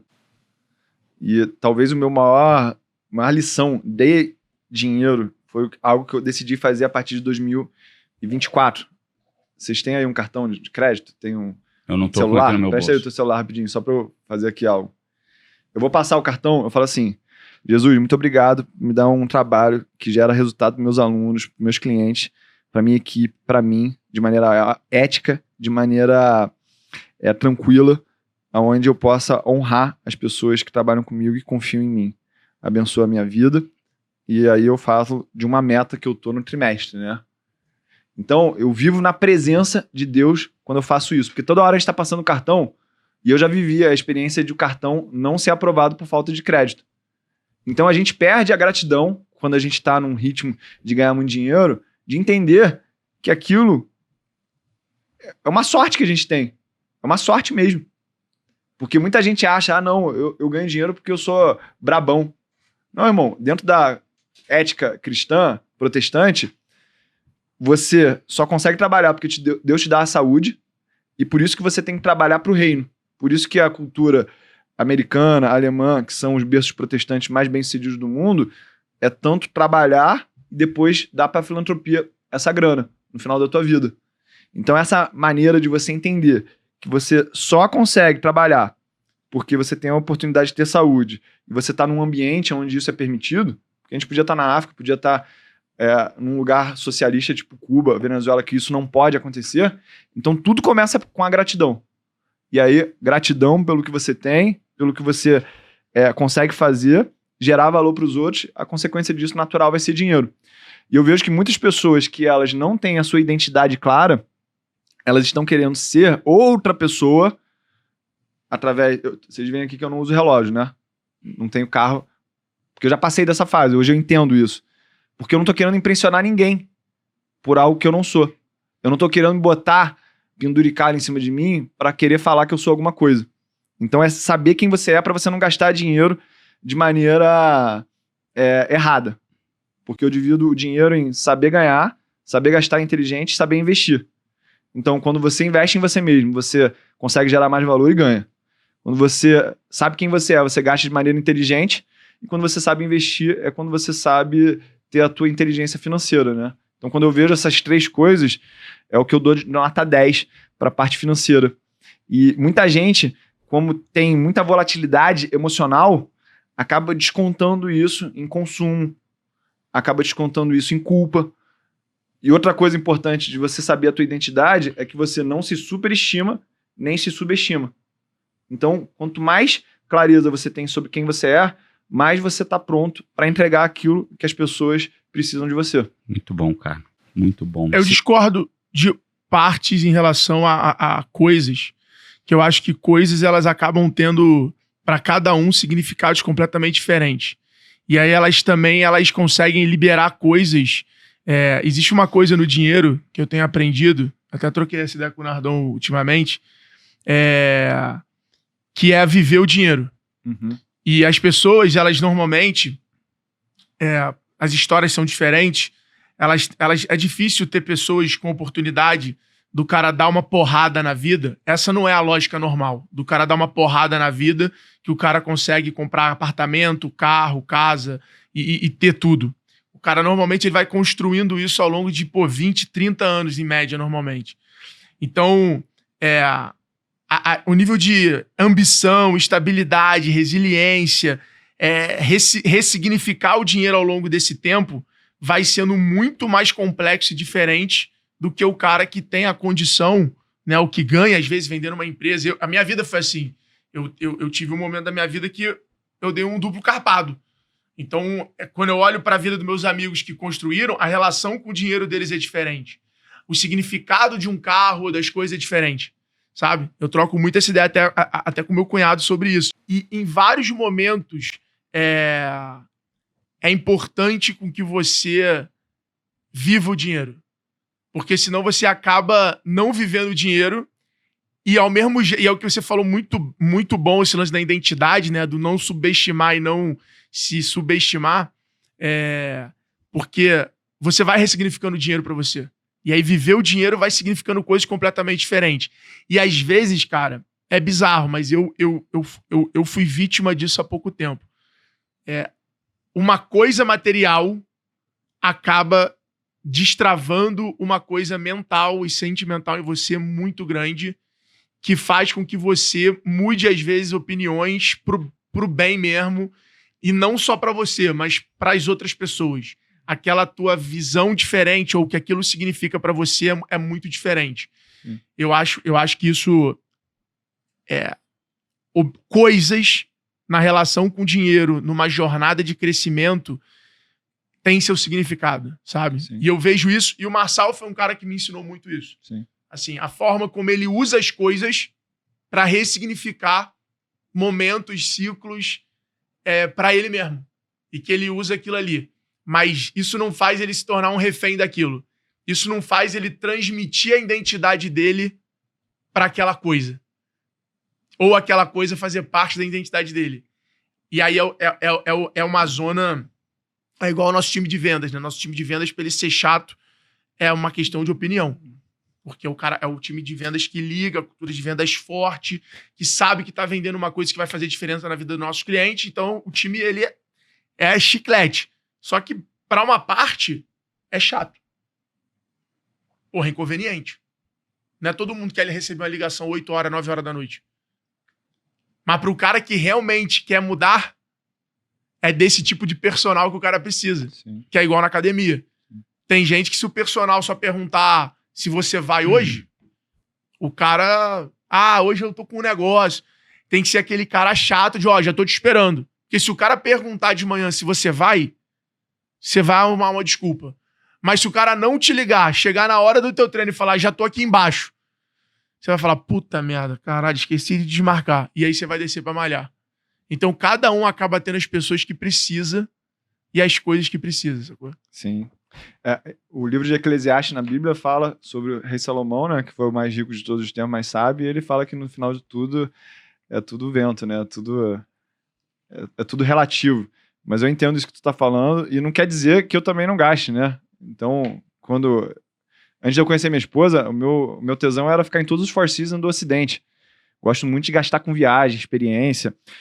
Eu já tive Porsche já, mas minha sacada com Porsche era: o que a audiência vai achar de eu comprar isso aqui? Aí fui lá e vendi o Porsche e captei 10 mil leads, que na verdade pagou toda a experiência do Porsche. Isso é uma coisa que eu gosto muito na vida do digital, né? A audiência, ela quer que você viva os sonhos dela. E você não viver isso também é uma maneira de você não se conectar com eles. Eu já fiz uma viagem para Dubai que era só para pegar todos os carros e gastar essa onda de ostentação. Foi muito maneiro. Mas tudo tem um limite. E o teu coração só que vai dizer... E não deixar é isso, aquilo ali ser o motivo errado. Exatamente. Mas eu vou falar aqui algo que parece louco. Mas eu gasto 120 mil por mês e eu não faço nada. Então, a gente vive num estilo de vida onde, tu vai no restaurante com os teus filhos. Tu tem quantos filhos? 3. Tu vai no restaurante com teus filhos comer num domingo, tu deixa 2 contos lá na churrascaria, mole. Se tu faz isso todo final de semana, tu tá gastando quase 10 mil por mês só de churrascaria. De final de semana. Aí tua mulher não pode andar de carro sem ser blindado. Já é mais um gasto. Tu não vai morar num lugar perigoso, mais um gasto. Então a vida é muito cara. E aí se você ficar ainda gastando com esses mimos, eu acho que o negócio não tem limite, né? Então, as pessoas que eu conheço que mais tem grana mesmo, é o cara que ele tá querendo gastar 1 naquilo que ele pode gastar 1. Quem quer gastar 2 naquilo que pode gastar 1, eu acho que em algum momento esse cara, ele vai entregar ali... mas é o lance do respeito ao dinheiro, né? O dinheiro não aceita desaforo, isso acho que poderia ser um mantra bíblico. O meu irmão mais velho, cara, ele tem, assim, uma relação muito boa com o dinheiro, por quê? Porque ele vive tudo que é bom, mas ele não fica aparecendo, não fica sendo fanfarrão, né? Que nem a gente fala no Rio de Janeiro. Tem as coisas do bom e do melhor pra família dele, mas não é fanfarrão. Eu gosto muito do negócio que eu falava, acabei de me lembrar, quando eu comecei a produzir conteúdo, eu falava uma parada quando o nego adorava falar aquelas coisas, né? Não, porque o Bill Gates tem um relógio da Casio, tal, esses caras usam roupa básica. Aí eu virava e falava assim, mas o cara tem um barco de $500 milhões, pô. que adianta? O cara não gosta de relógio, mas tem um barco de 500 milhões de dólares. Não, pô. não é que ele não gosta de relógio. Ele quer passar uma mensagem usando o relógio da Cássio. Não quer Lógico passar que sim, nada, pô. moleque. Lógico Tu acha quer, que ele pô. para pra pensar? Tu acha que o Bill Gates para pra pensar na mensagem que ele quer passar com o relógio que ele tá usando? Lógico, pô. Já tem foto Não dele ele, o com- time dele, pô. Que time dele, Pô, Nardon? Tu lógico. acha que ele... Porra, pelo amor de Deus. Ué, Bill A, Gates... a gente tava em Nova Bill- York, numa conferência de um banco, com um dos maiores banqueiros falando lá, com Apple Watch. Você acha que ele não quer passar uma mensagem Não com o quer, Apple Watch? ele realmente isso usa aqui o eu Apple vi, Watch. Tá bom. Bill Gates, aqui na Então tá distância de 5 metros minha, caiu um cookie no chão, ele pegou o cookie do chão e comeu. Não Essas soprou? Não deu uma Não, sopradinha? nem soprou. Continuou a conversa normal. Pegou do chão e comeu. Mas foi menos de 3 segundos ou não? Foi menos de 3 Ah, segundos. então Foi a tá tudo primeira bem. coisa que eu lembrei, cara.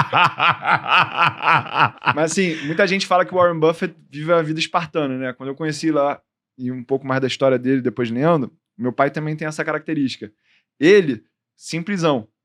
Não liga pra nada, mas os filhos têm tudo. Então, o Warren Buffett, os filhos dele têm casa de 50 milhões na Califórnia.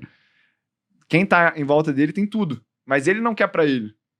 E eu acredito que isso é uma fase também da tua carreira de business, que é onde você percebe que a tua realização não é ter o relógio, não é ter o carro, é ter a empresa que gera mobilidade na vida das famílias, que gera empregos, porque essa que era a onda do meu pai quando ele estava na ativa, no trabalho. Pô, tenho 25 mil famílias que dependem da minha empresa. Mas é aquela parada. Mas passou pelo momento de querer ter, daquilo ser importante, daquilo ser estratégico. Exato. E o lance é isso. O cara não gosta disso, não vê valor disso, mas, porra, tem um barco de 500 milhões de dólares que não precisa, pô.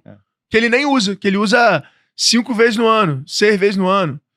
Tem Então, assim, as coisas, elas de fato, o dinheiro, ele vai te dando acesso. E o acesso vai fazendo você experimentar. E quando você experimenta, as coisas vão mudando de significado. Sim, sim. De tudo. De hotel, vai mudando de significado. De carro, de onde você mora. As coisas literalmente eu já vão comi mudando. tanto estrela Michelin que hoje a onda pra mim é comer um pão com manteiga com a minha filha no sábado de manhã. Na padoca. Exatamente, esse é o meu programa predileto. E graças a Deus a minha esposa é a pessoa que ela quer só mais disso. Minha esposa durante 2 anos teve uma doença alimentar que ela não podia comer nada, a gente não podia sair para comer. Hoje a gente não bebe mais álcool. Então a vida ela vai ficando cada vez mais simples e tu vai vendo mais riqueza nisso. É um tipo de evolução que eu tô experimentando, mas eu falo lá, eu já vivi a história de ir pro Ushuaia e Ibiza. Só que isso é importante, porque senão o cara ouve tu falando agora isso e fala assim, então preciso parar de beber agora. Não, mano. Vai viver o que tu tem que viver agora, vai ter o que você tem que ter pra você ir achando o significado das suas coisas. Porque senão o mundo vira um lugar de cagação de regra, pô. De que, isso aqui é o certo, isso aqui é o bom. Exato. Meus amigos falam que eu já dei a volta na roda da riqueza já. E aí quando tu dá essa volta, tu vê que uma vida em torno de Deus é a coisa mais rica, mas é muito bom ter o conforto de saber que ninguém tá passando perrengue. Na pandemia, eu tive a oportunidade de mandar no meu grupo, meus amigos lá, galera, fica todo mundo tranquilo, que eu tô garantindo todo mundo financeiramente. Não precisem ficar com medo. Então, dá essa segurança para as pessoas que não têm essa segurança, eu vejo que é um status financeiro que ele é maneiro mesmo, né? Pô, me bota nesse grupo aí, porra. Caso aconteça. Eu vou botar como administrador, hein? Pô. Eu vou te botar Vai como ajudar a pagar a administrador. conta, né? Eu vou te botar como Você administrador. acredita ter que ouvir isso? Eu tenho o Nardon, Puta que eu relaxa. pariu. Eu tenho o Nardon aqui. Cara, qual que é o hábito mais tóxico que Esse a maior tá bom. parte das pessoas tem ao lidar com o próprio dinheiro? Hábito mais tóxico. Eu acho que tu falou aí. Que Cara.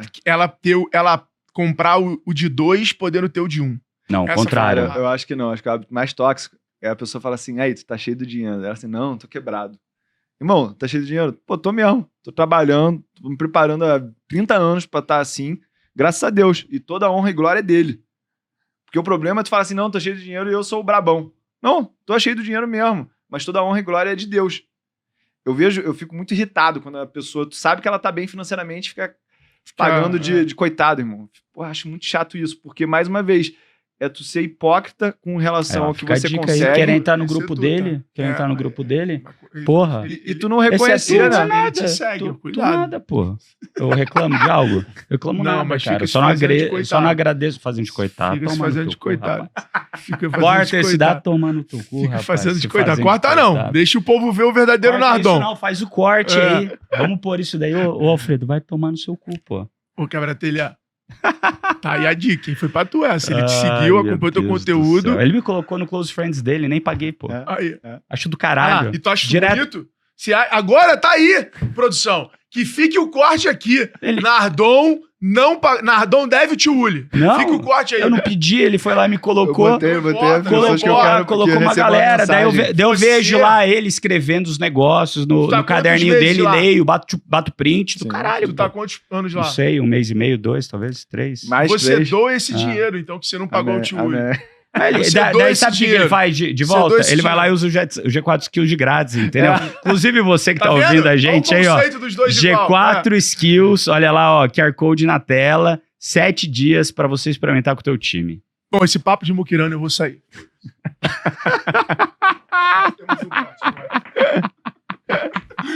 Temos um corte. Você faz a próxima pergunta que agora eu preciso... Agora dá pra começar o episódio com eu falando isso. Pronto. Rapaz, bebi água pra caramba. Preciso ir ali, já volto. Faz a próxima pergunta. Tô apertadaço. Isso nunca aconteceu antes, mas eu vou. Já volto. Quase deu-lhe a cabeçada na câmera. Meu Deus do céu. Irmão, vamos falar de futuro. Esse quadro que você falou com a sua filha, sim, conta um pouquinho mais, tipo assim, quais são os critérios que você utiliza pra escolher a carteira dela? Então, quando minha filha nasceu, eu falei que eu ia contar uma história que seria um presente pra vida dela mesmo. Então, toda semana... Ou seja, tu tá dando um presente ao vivo. Exatamente. Eu faço um conteúdo no YouTube, onde eu seleciono ações, onde eu mostro que você não precisa mais do que as 4 operações matemáticas para investir. Você não precisa usar a bolsa como um cassino. Você não precisa dedicar muito tempo e você não precisa ser muito inteligente. E o negócio já tá em 60 mil reais já. A gente bota $50 por semana, então isso tudo é para quebrar objeções naturais do público, né? Tu investe lá fora? Não, aqui no Brasil mesmo. Eu mostro como é que... Tu bota R$250 por semana. 250 reais R$1.000 por mês. R$1.000 por mês. E aí o negócio já valorizou 40% já. A gente acaba botando algumas ações que eu quero que as pessoas fiquem ligados, né? Que chamem a atenção das pessoas. Então a gente já botou NVIDIA, já botou vários papéis que deram muita porrada. Mas dá pra botar NVIDIA pelo Brasil? Dá. É o BDR, é o Brazilian Depositary Receipt, que é você comprar uma empresa que tem ações lá nos Estados Unidos ou fora do Brasil, aqui em real. Isso é muito mais fácil, muito mais simples, porque infelizmente a gente tem uma barreira de língua aqui no Brasil. Muitas pessoas acham que é mais difícil. A minha tese de mestrado é exatamente sobre isso. Por que as pessoas investem tão pouco fora do Brasil, já que isso racionalmente deveria ser feito, e é tudo por uma questão de familiaridade, né? Elas acham que é mais arriscado porque está lá longe. Então, a carteira da Olivia é para falar um pouco sobre isso, e ali eu tenho a oportunidade em alguns episódios de falar assim, Olivia, eu quero que você leia esses livros na tua vida, eu quero que você visite esses países. E a minha esposa, ela está começando agora uma carreira de infoprodutora, que ela gosta de falar de educação infantil não violenta, né? E aí consegui, graças a Deus, nesse último mês aí, botar a minha esposa para fazer uma aula lá. Então é uma maneira das pessoas viverem um pouco da minha vida como pai. E tem dado muito certo. Eu vejo caralho, que conquista, hein, tua mulher resolveu. Porque ela era bem low profile, né? Pô, total. Só queria ficar lá na ONG dela. Aí ela comprou um treinamento para a ONG, né? E a partir disso ela se apaixonou. Estatísticas lá terríveis sobre abuso sexual infantil no Brasil. E ela falou assim, cara, eu preciso falar dessa mensagem para as pessoas. E aí, como a gente tem 80% a 70% da audiência da carteira da Olivia sendo mulher, eu acredito que a gente vai fazer ali um remarketing para essa galera, para entender também de como proteger as crianças do abuso sexual e juntar isso com finanças vai ser um tema de família bastante relevante, né? Porra, que animal, mano. E é um projeto que eu quero com a minha esposa. Eu tenho a visão aí que a gente vai ser pastor um dia, eu e ela, e vai ser um ministério que a gente vai levar muito a sério pra frente. Que maneiro, mano. Que maneiro. E me fala o seguinte, qual é a grande diferença de um bom investidor e do bom empresário? O que diferencia um bom investidor? O que muda? Warren Buffett, ele fala que o CEO ele tem que ter 2 habilidades, que é a de gerar lucro operacional e depois alocar capital. Então a gente vê muitos CEOs que eles são bons operacionalmente, mas eles não conseguem alocar esse capital de maneira inteligente. Um exemplo aqui de uma empresa no Brasil é a São Paulo Alpargatas. A Havaianas é um produto top, muito bom, ninguém pode negar isso. Mas eles já erraram muito em pegar esse dinheiro que eles geram vendendo a Havaiana e botando em maus negócios. Só que tem outros gestores como o Júlio Simões Logística, Simpar, o cara é mestre em alocar capital. O Rubens Ometo da Cosan é mestre em alocar capital. Então, essa habilidade é o que diferencia um bom gestor, empreendedor e um bom investidor, né? A capacidade de você alocar esse capital. E eu acredito que o empreendedor também, ele tem que ser muito mais humanas, relacionamento, ler pessoas, do que essencialmente saber de matemática. A gente tem muitos bons gestores engenheiros. Tu é engenheiro, né? Mas eu acredito que é porque vocês sabem fragmentar um problema em pequenas partes e atacar ele. Mas eu acredito que o empreendedor, ele não pode pensar muito em VPL, TIR, porque senão ele não faz nada no Brasil. Ele tem que ser meio louco e entender muito de gente. E eu costumo brincar, né, que se o teu negócio tu precisa fazer muita conta para ver se ele vai ser bom, ele não é bom. Então aqui no G4 eu tenho certeza que, assim, vocês fazem o que tem que ser feito e o resultado vai vir porque o negócio é muito bom. A gente tem um gap de educação absurdo no Brasil. O brasileiro, ele é bizarro de faca nos dentes. Eu fico revoltado quando eu fico escutando o pessoal falar mal de brasileiro, porque, assim, sair de casa 4 horas da manhã, pegar 2 horas de condução, trabalhar, tomar esporro, ganhar pouco, voltar para casa, mais 2 horas, cuidar da tua família, e tu ainda ter sorriso no rosto, pô, tu é muito herói. Então esse cara, toda vez que ele é demitido, tem um layoff na empresa dele, e ele tem que empreender, ele ganha um presente, que ele não percebeu ainda lá na frente que vai ser um presente. Essa minha última turma aí, cara, olha só essa história. Carlinhos, eu te amo, irmão, porque eu vou poder contar essa história. O cara é vendedor de espetinho de churrasco, 14 mil por mês. 14 mil por mês vendendo espetinho de churrasco, irmão. Irado. Vai pro Maracanã, fica lá vendendo o dia inteiro. A mulher dele faz o espeto e ele vende. 14 conto. Ele é gari também. Pô, esse cara e tá estudando finanças comigo, irmão. O outro, Olavinho, te amo também, porque eu vou poder falar isso. O cara é pedreiro, operando opção, ganhando 112% em menos de uma semana de curso. Então, tem uns caras aí, meu outro aluno, o Newton, também era pedreiro, fazia calha com o irmão dele lá em Paraupebas. Irmão, o moleque sabe muito de opções, mercado financeiro. Então tem muita gente inteligente no Brasil que não tem oportunidade. E a internet, mercado financeiro, abre a oportunidade e deixa todo mundo num plano igual. E não tem nada mais meritocrático para fazer dinheiro do que mercado financeiro e marketing digital, irmão. Porque se o cara aqui, ele tem tesão, vai para cima, não precisa saber escrever, não precisa saber falar bem, ele só precisa ser verdadeiro e amar pessoas. Que isso é uma coisa que eu, pessoalmente, tenho. Eu amo pessoas. Amo pessoas. O pessoal fala que eu sou fofoqueiro, mas não, é que eu quero saber de todas as histórias da tua vida, irmão. Tu quer me contar uma parada, não é porque eu quero fofocar, é porque eu quero saber. E eu fico assim, se tu começa a jantar comigo, tu fala que tá com um problema no começo do jantar, eu vou ficar maquinando aqui como é que a gente vai resolver o teu problema junto.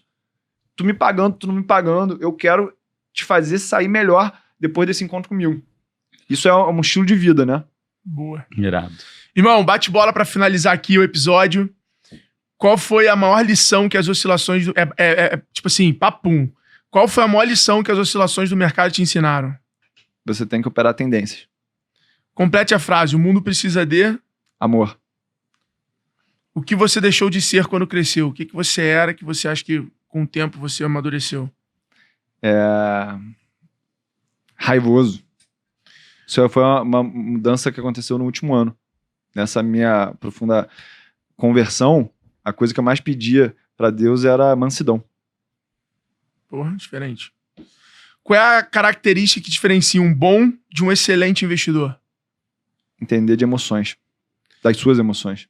Se você tivesse um superpoder, qual problema do mundo você gostaria de resolver?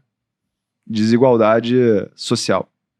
Se fizerem um filme da sua vida, qual cena você ficaria mais angustiado para assistir?